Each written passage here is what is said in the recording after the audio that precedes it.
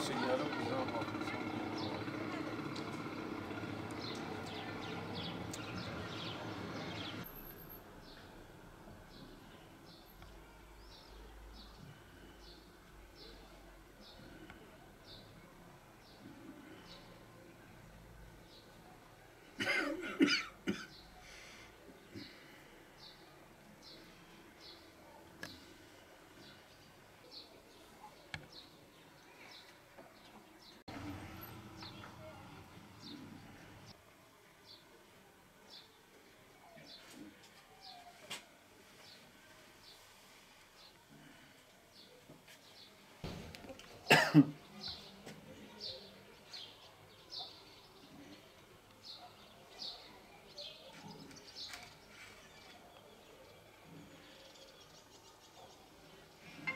Bırak sonra.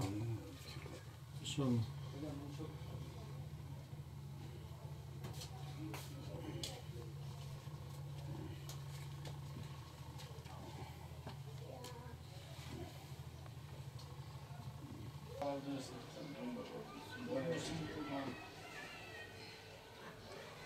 Allah size güç kuvvet versin.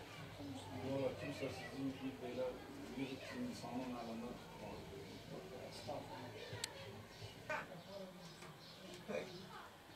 Pek aramız yok. Kavgalı mısın Hayır? Yok gelip bir ziyaret etmiyorlar. Allah. Bu da var mı? Kimin o? Büyük şehirlerde kimse iyi değil. Kimse kimseyi fazla bir şey yapmıyor.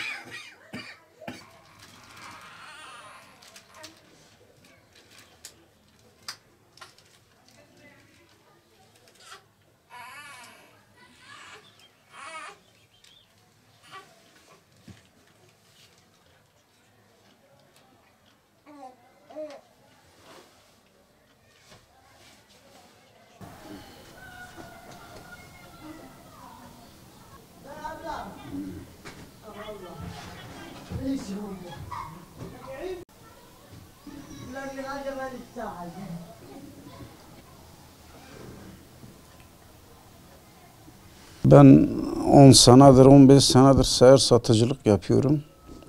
Rahatsızım kalbimden. Bir türlü iyileşmedim. Yani gittikçe sıkıntım, hastalığım ağırlaştı. Oruçtan önce daha da ağırlaştım. Çalışamıyorum. İşi de bıraktım. Seyyar satıcılığı bıraktım. Oturduğum yer bir oda. Sadece bir tuvaleti var. Ben 10 nüfusluyum. Çocuklarımla beraber.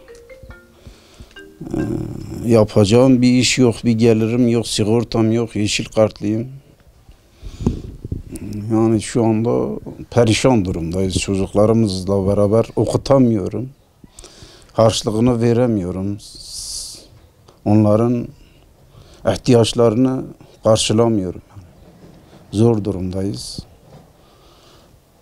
Allah'tan ümit kesilmez ama işte yani perişan durumdayız. Ev hepsi iç içe, tek bir oda. Başka bir tuvaleti var.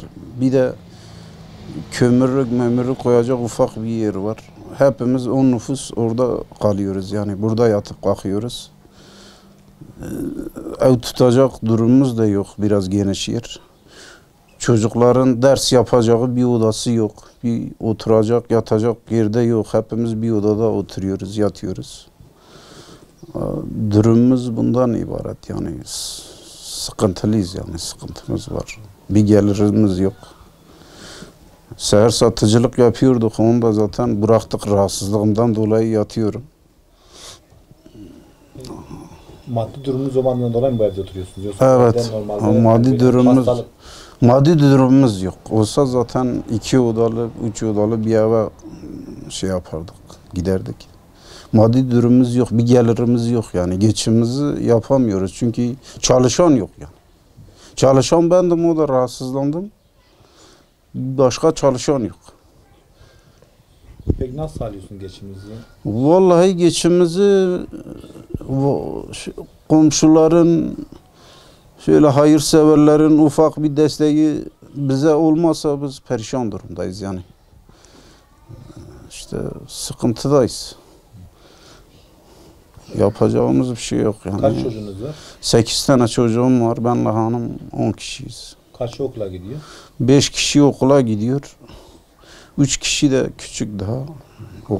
Evde duruyor. İşte yürüyerek okula gidiyorlar. Mesela lise uzak. İmkanımız yok. Servis tutma imkanımız yok. Yani kız 2 senedir yürüyerek liseye gidip geliyor. Bütün arkadaşları servisle giderken o yürüyerek gidip geliyor yani. Vallahi onlar gibi harçlık veremiyoruz yani, ancak evde yemek kendine, annesi durum olursa yapıyor yani. Başka vereceğimiz harçlık, çünkü kiramızı veremiyoruz. Su elektrik parasını zor zor veremiyoruz yani. Bazen kalıyor, bazen borç ediyoruz, bazen çalışırken veriyordum. Bu bir aydan beri sıkıntıdayım yani, rahatsız olduğumdan dolayı bayağı sıkıntıya girdik. Peki nasıl kiranızı ödeyebiliyor musunuz?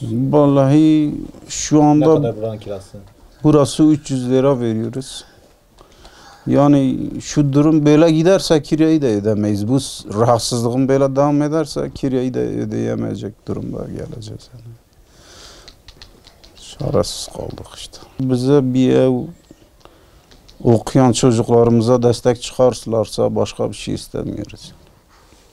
Bir kiralık ev mesela, bize 2-3 odalık bir ev, birisi yardım ederse bir vatandaş hayırsever. Ya da çocuklarımıza bir destek, öğrencilere destek olursa başka bir şey beklemiyoruz yani. Buna da çok şükür yani. Peki şu an Ramazan sahurda, iftarda ne yapıyorsunuz? Vallahi işte kısmet neyse, kısmet Allah gönderiyor yani. Sonra kalkıyoruz, çocuklarımızla beraber yemek yiyoruz. Kısmetimiz neyse onu zaten yiyoruz yani. Allah kısmeti gönderiyor. Ama bir yandan da sıkıntılar yakamızı bırakmıyor yani. Sıkıntılar bitmiyor. Tabii siz bir baba olarak bu duruma üzülüyorsunuz değil mi?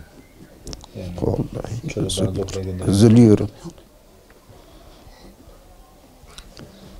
Vallahi biz sürekli kapıyı açıyoruz. Dış kapı açılmazsa içeri kokudan duramıyoruz.